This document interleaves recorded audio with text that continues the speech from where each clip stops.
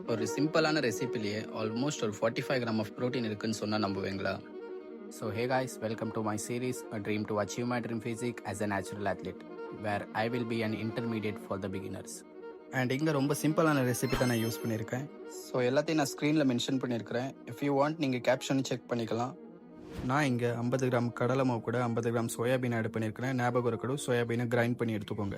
அப்புறம் கொஞ்சம் கட் பண்ண ஆனியன், அப்புறம் எங்கள் வீட்டில் இருக்கிற மசாலாவே யூஸ் பண்ணியிருக்கிறேன். அதை நீங்கள் வந்து கஸ்டமைஸ் பண்ணிக்கலாம். கொஞ்சம் சாப் பண்ண கொரியாண்டர், அப்புறம் சில்லி.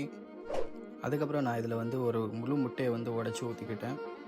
ஸோ இதுக்கப்புறம் என்ன பண்ணேன்னா கொஞ்சம் ஜிஞ்சர் கார்லிக் பேஸ்ட், கொஞ்சம் தேவையான அளவு உப்பை ஆட் பண்ணிக்கலாம். அப்புறம் கொஞ்சம் ரைஸ் ஃப்ளார் ஆட் பண்ணிவிட்டு எல்லாத்தையும் மிக்ஸ் பண்ணிவிட்டு ஒரு கட்லெட் ஷேப் மாதிரி கொண்டு வந்துக்கோங்க.